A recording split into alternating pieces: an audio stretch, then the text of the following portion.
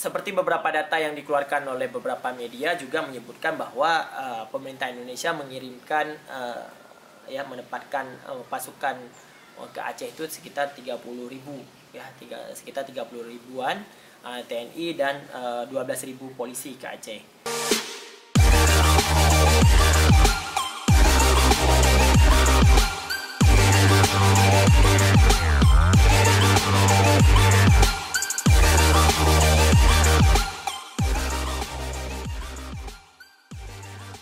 Halo, assalamualaikum. Ketemu lagi dengan kita di channel Sahas Inisiatif.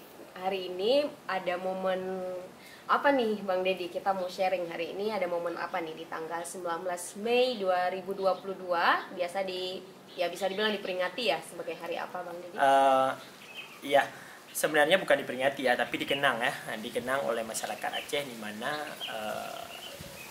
di 19 Mei setiap tahun itu selalu menjadi hari kelabu ya, atau peristiwa yang sangat dikenang atau diingat oleh masyarakat Aceh, di mana di 19 Mei di 2003 itu pemerintah Indonesia menerapkan darurat militer di Aceh, di mana di tanggal tersebut ya ditandatangani oleh Presiden Megawati saat itu di 2003 itu PP nomor 28 tahun 2003, di mana tanggal 19 pukul 00 diberlakukan darurat militer. Apa yang terjadi untuk di Aceh, yaitu di mana pengiriman pasukan TNI dan Polri berjumlah puluhan ribu ke Aceh untuk melawan separatis GAM yang ada di Aceh ya dulu, atau kombatan GAM yang ada di Aceh. Terus pemerintah Aceh, kenapa menjadi pertanyaan lagi adalah mengapa terjadinya berlakunya darurat militer di Aceh di tahun 2003 itu. Jadi kita mau ulangi sejarah lagi. Pertama adalah di mana gagalnya perundingan di tahun 2003 itu di Tokyo, Jepang ya. Yaitu tiga tawaran pemerintah Indonesia untuk gerakan Aceh Merdeka atau GAM itu ditolak oleh GAM ya. Ada beberapa memang yang ditolak, antara lain adalah otonomi khusus untuk Aceh, dan ada juga beberapa lain yang ditolak oleh GAM yang tidak kesepakatannya tidak terpenuhi ya. Dan di jam 00 di tanggal 19 itu pemerintah Indonesia mengirimkan ribuan TNI Polri untuk menggempur Aceh. Sampai tahun 2023 ini, 19 tahun yang berlalu, ratusan atau ribuan tragedi-tragedi kontak tembak dan korban jiwa bergelimpangan atau jatuh di bumi Aceh ya, dikarenakan terjadinya adalah darurat militer yang sangat progresif ya, atau menjadi pengumpuran GAM besar-besaran ya, lewat ada yang lewat udara, lewat darat dan lain-lainnya, sehingga warga Aceh sangat merasakan kesedihan yang amat dalam ya, karena itu menjadi operasi terbesar di Aceh di dalam sejarahnya Aceh ya. Dulu di tahun 90-an ada daerah operasi militer. Terus di 2002 ada operasi militer yang terbaru ya. Terus di operasi di 2003 itu pemerintah Aceh mengeluarkan sandi, itu adalah operasi terpadu ya, di mana pemerintah Indonesia melawan GAM ya secara terstruktur, masif dan terukur. Jadi terjadilah kontak tembak yang dahsyat begitu kan. Bang Deddy, kalau misal kita lihat berarti masa antara pemberlakuan PP itu sampai berakhirnya atau dicabutnya daerah operasi militer itu berapa lama? Darurat militer itu, tadi salah saya menyebutkan bahwa darurat militer itu setahun. Ya, tanggal 13 Mei darurat militer dicabut di Aceh. Ya, 13 Mei 2004 dicabut di Aceh, bukan sudah tsunami ya, tapi 2004 Mei. Terus ada darurat sipil ya, yang diberlakukan di Aceh sesudah darurat militer. Jadi ada 2 fase memang di mana antara darurat militer dan darurat sipil. Darurat militer itu sangat kejam di mana-mana sehingga dicabut ya di tahun 2024 dan 2004, terus 2004 Mei 2004 diberlakukannya lah darurat sipil di Aceh. Dan itu juga masih terjadi di mana-mana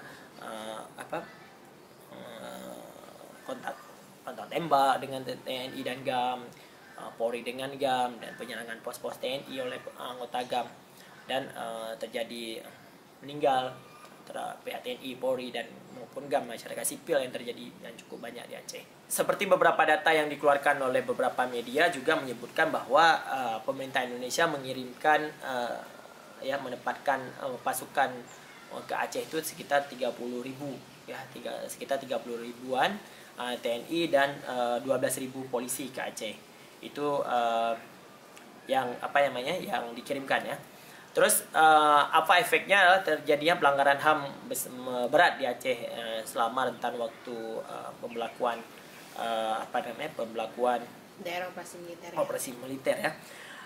Terus dari sejak Mei itu diperkirakan hampir 2.000 sampai 4.000 orang meninggal terbunuh di atau masyarakat sipil yang meninggal ya.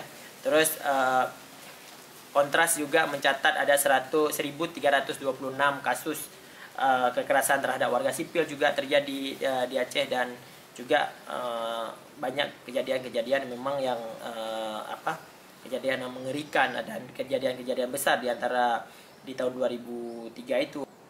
Bang Deddy, kalau berkaca dari mungkin ya beberapa di negara lain mungkin juga pernah ada kejadian seperti ini gitu, menerapkan daerah operasi militer di salah satu bagian daerahnya gitu.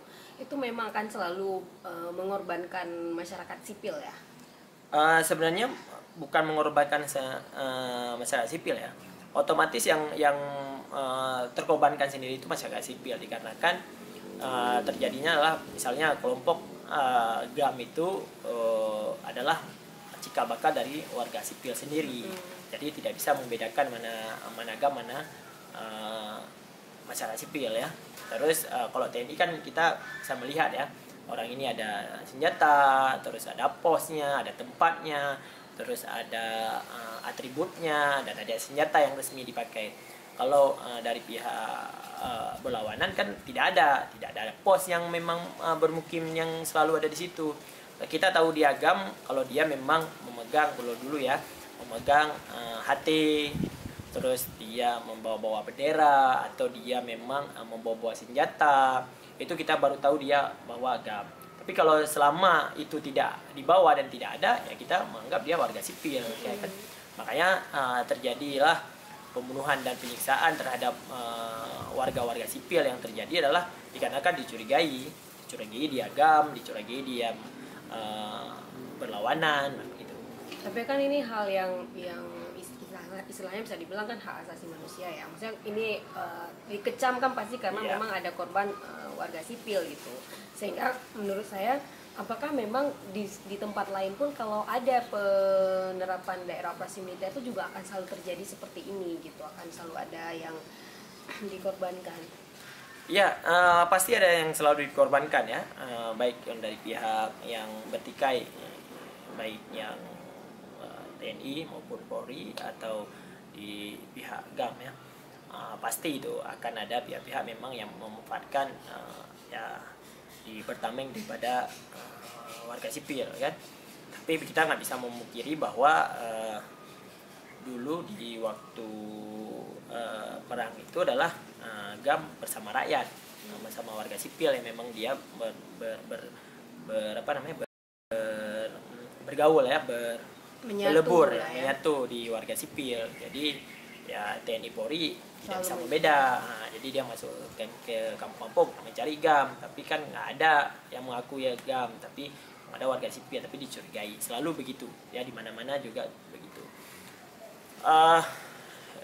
Dengan 19 tahunnya sudah kejadian darurat militer di Aceh, darurat sipil dan lain-lain, kita berdoa ya kepada syuhada-syuhada yang memang meninggal di hari itu, di tahun itu, yang menjadikan almarhum luas kuburnya ya, diterima di sisi Allah dengan yang baik. Amin. Ya, terus yang ditinggalkan bisa berhidup dengan tentram, damai, dan ya bisa menghidup suasana yang baru lah ya.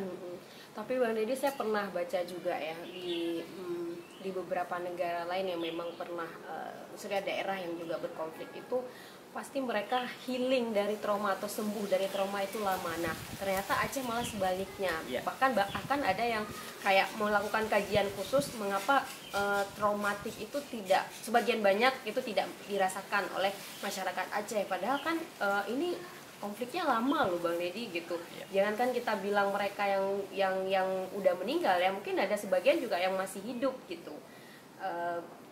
Apa gitu ya yang mungkin ini sebelum kita tutup Bang Deddy, apa yang berbeda gitu dengan masyarakat Aceh? Ya, masyarakat Aceh tangguh ya, karena dia menganggap bangsa terlebih di atas dunia. Jadi dia merasa dirinya adalah sangat tangguh. Tidak ada di Aceh ini ya mayoritas ya dari dulu dari itu tidak ada trauma yang terlalu dalam ya. Sampai orang Jepang melihat belajar trauma kepada orang Aceh di masa tsunami itu, kenapa orang Aceh hilang misalnya tidak trauma terhadap tsunami, karena kita orang Aceh selalu berpedoman bahwa itu dah kehendak Allah apa yang terjadi pada manusia. Jadi makanya di Aceh sangat trauma healing itu sangat kecil ya. Makanya di dalam sejarah juga mencatat bahwa orang Aceh memang tangguh ya, meninggal kayak misalnya Tengku Umar meninggal, Cun Nyadin besoknya perang lagi ya begitu ya. Saking tangguhnya jiwa-jiwa memang orang Aceh ya. Ya gitu.